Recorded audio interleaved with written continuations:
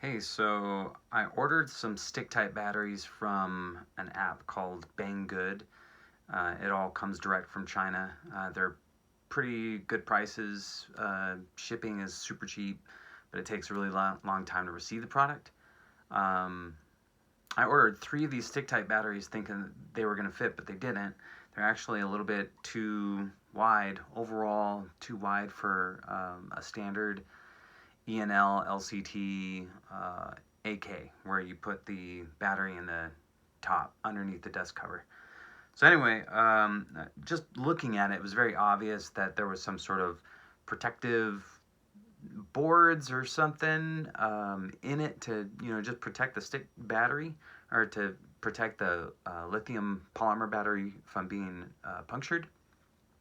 So I decided to take it apart because it didn't fit in anything that I have and see if I could remove some of the material. So I guess this is the process of doing all that I did to make it fit my AKs. I started to disassemble my last one, but this is the label. If you're ever shopping online, keep in mind that if it's the AK stick type battery, 11.1 volt, 1200 milliamp battery, that it's by default not going to fit your Airsoft AK AEG. So first thing, take these off because I'm going to want to use them just so I can identify which battery I have. And then I start to disassemble, and keep in mind some of the things that you're going to need. You're going to want some shrink tube. I have a variety of like black, clear, blue. I like to have this, it's basically like an anti-static tape. Just sometimes that's used to protect some of the connections that are within your battery cell. X-Acto blade. And that's it. And here we go.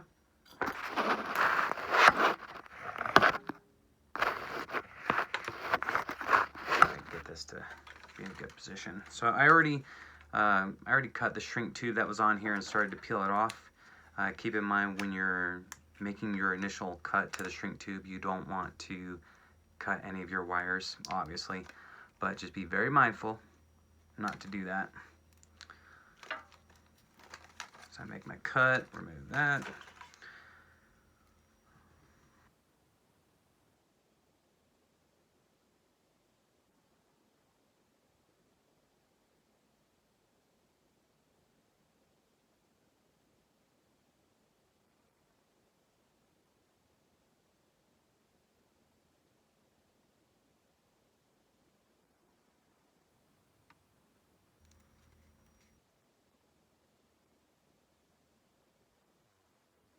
The light here.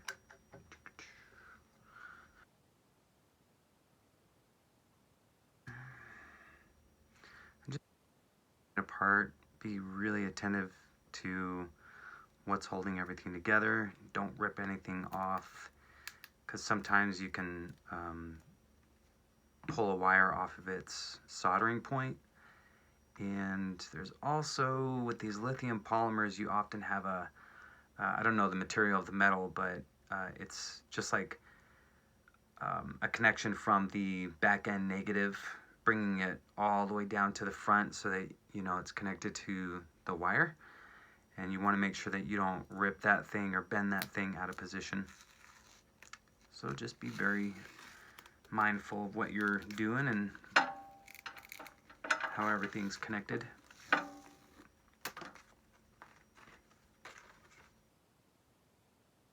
Third one doing, so I'm maybe appearing to be a little sloppy, but the first time I did this, I was super careful.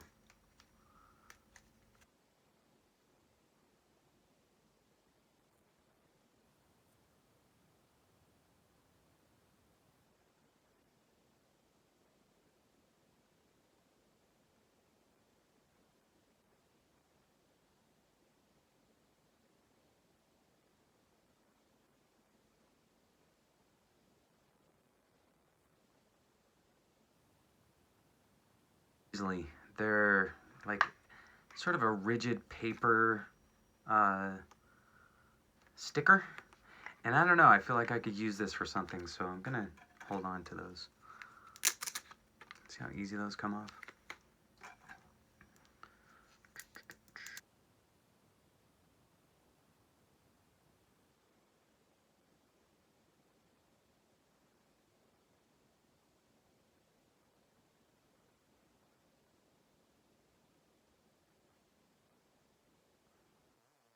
Lapse video of doing this, but it, it it was really fast. You couldn't really see any of the details of what I was doing, so I decided to make this video.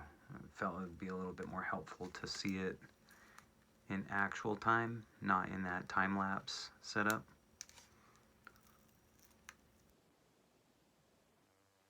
There. Okay, so right here, that's your negative contact that goes from the back of your battery to the front, connecting to the wire, okay? So you don't want to bend that, pull it out of position. There's actually this like kind of a thin plastic protective sheet, adhesive backed, going along that negative contact, but that negative contact already has this anti-static tape on here, so it comes off really easily, but you still don't want to pull it off too fast. You want to make sure that that negative connection is stable.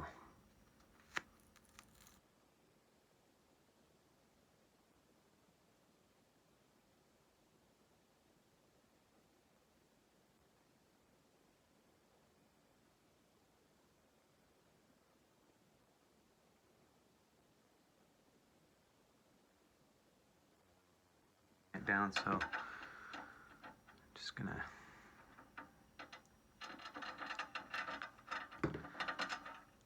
break that one off. Okay.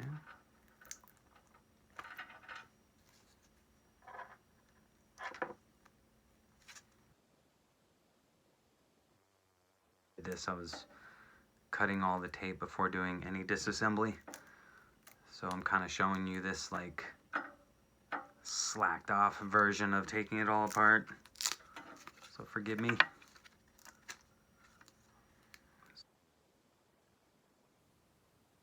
Static tape started to come off with this.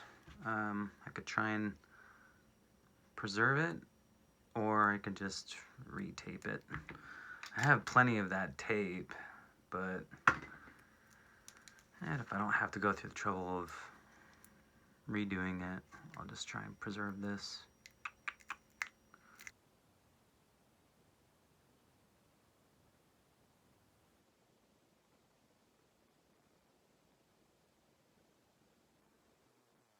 Nice that I paid for these. They do in China, because I mean these are fairly reliable lithium polymer batteries, and the price that they're asking for them is just so good. I mean, the efforts that they go into making a good product for really cheap is kind of cool. Like I ended up taking that off anyway, so I'll just rewrap that.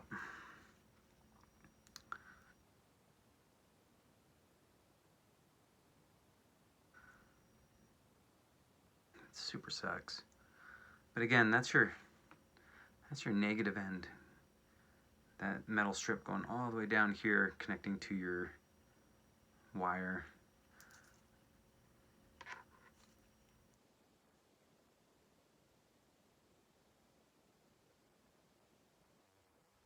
The heat shrink is gonna keep everything tightly together, so don't be afraid to remove any tape that's kind of like unnecessary and taking up space. There's some sort of like, I don't even know what they used it, what it was. It's some type of a hard glue right here that's a little bit more rigid.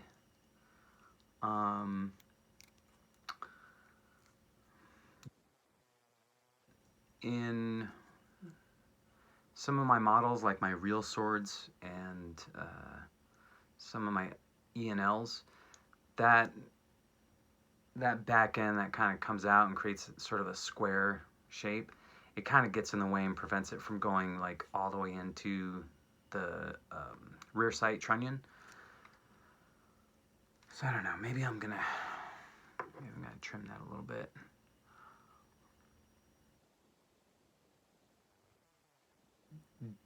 Be careful if you don't have like confidence in your ability to like cut stuff with an X-Acto blade and not like cut through, just be super careful. Because I mean, your negative contact's right there. That's I'm not 100% positive, but I think if you were to have that negative end connect to something else like steel, something that's I guess sensitive to electrical current, could cause it to short.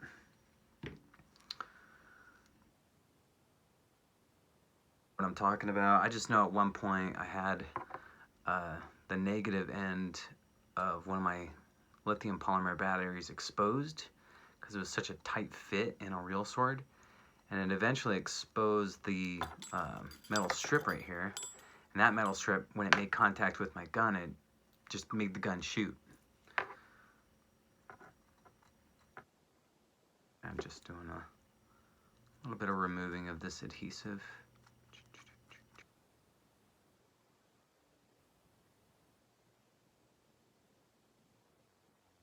Important to have this removed. I think I'll just kind of remove the bulk of it, not worry too much about it. So that's pretty much it. So again, you've got this like glue over here, and additionally there's some sort of like foam material, and all that I think is fine, but there kind of is like a point over here where it's poking out a tiny bit.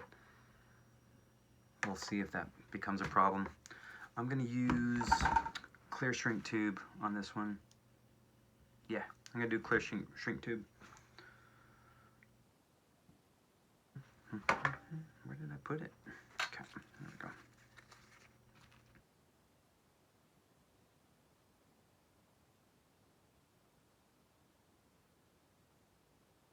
Tube.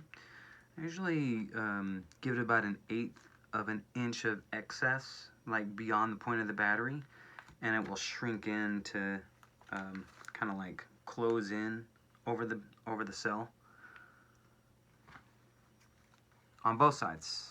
1/8 of an inch on both sides, and that does a pretty good job. Some shrink tubes vary. Some are like really sensitive and they shrink in quite a bit. And so for those, you want to give them a little bit more, but this heat shrink I have only needs about 1/8 of an inch. Oh shoot, you know what? I'm gonna put my sticker on the inside here. Adhesive from that green.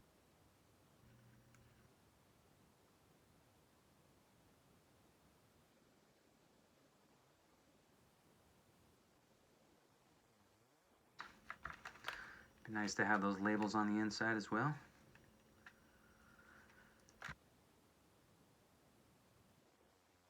It's virtually useless for the average Joe, but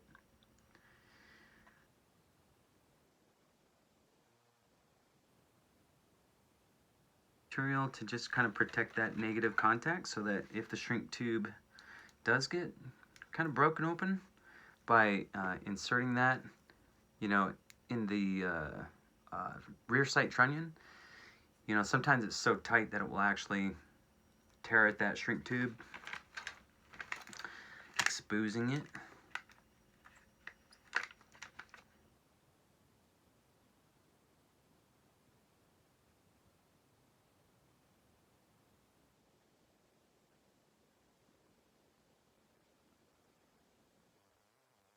Away a little bit to get your shrink tube in, but you know, be mindful not to pull it away from its solder points.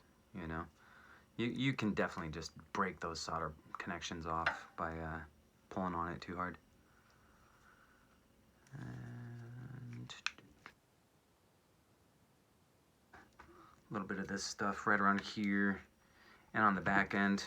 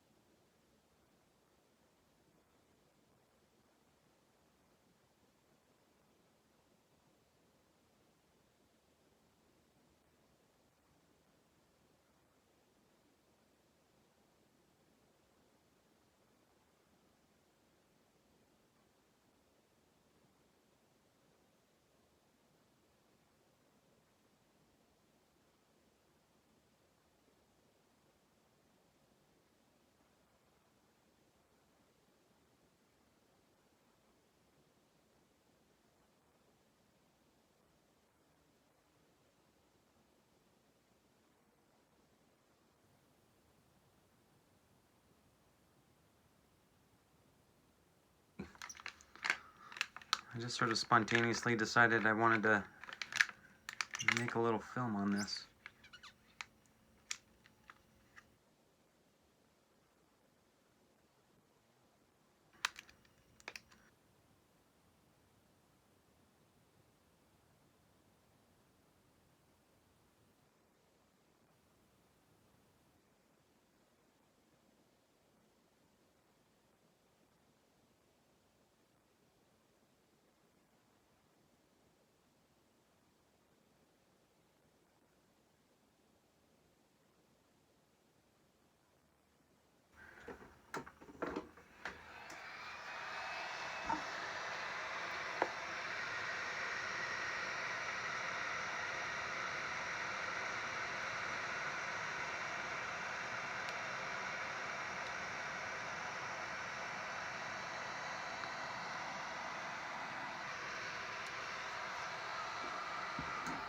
And that's why you don't look at the camera when you're doing your work. I'm such a retard. I basically heated that up too fast and melted my heat shrink.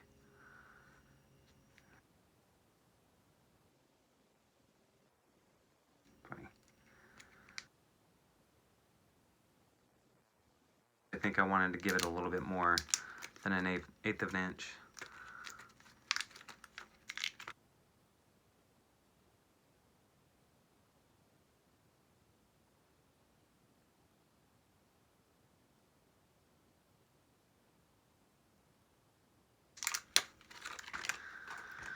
Heat gun and heat shrink, I tell you, such a good investment.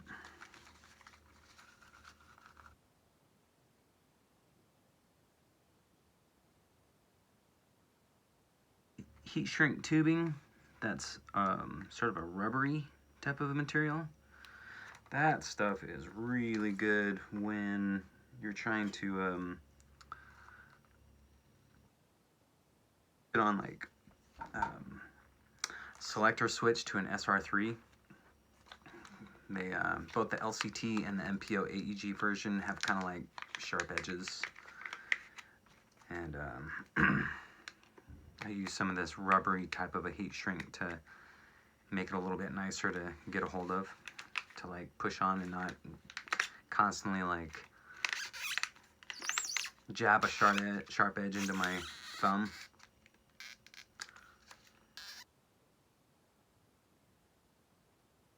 I gave too much.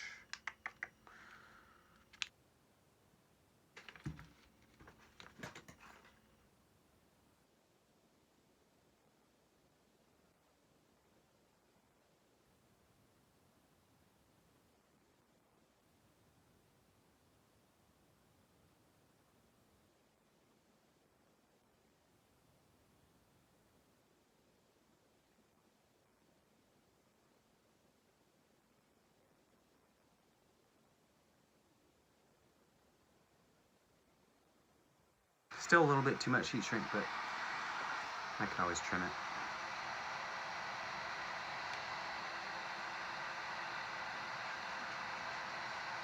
Yeah, the clear heat shrink's a little different than the black or the blue ones that I have. It like takes a tiny bit longer for it to actually like collapse in or shrink in.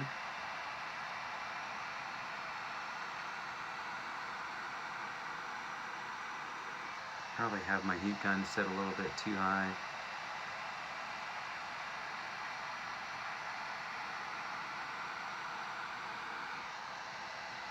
I have it set at 420 degrees.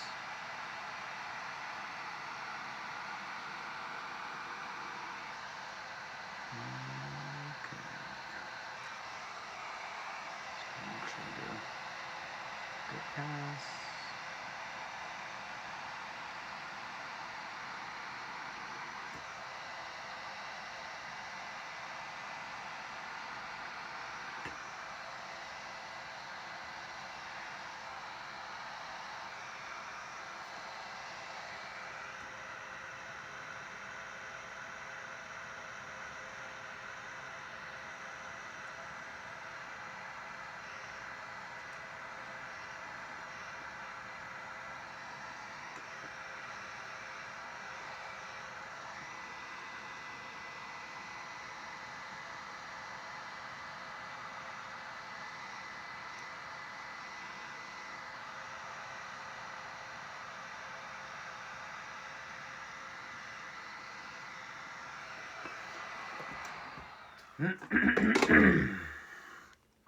Okay, so there it is.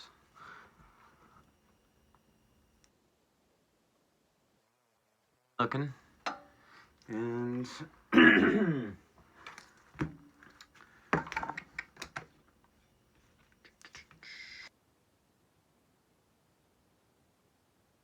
goes through the rear sight trunnion right up here, and there's plenty of space for my connectors to do their thing. And prior to that, it wouldn't even go into the rear sight trunnion, and the space for wiring and the connectors didn't exist. It was like maybe enough space for Dean's connectors to connect if I had the Dean connector like right there, which I could have done, but I don't know.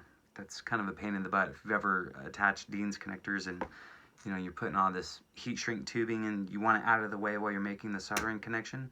Like, you need space. So anyway, that works great. So now you know. If you're in the market for one of these stick-type batteries and you come across these XF Power lithium polymer batteries, this one specifically is an 11.1 1200 milliamp. It might not fit. Most likely it won't. And you can remove material to where it'll fit just fine. So there you go.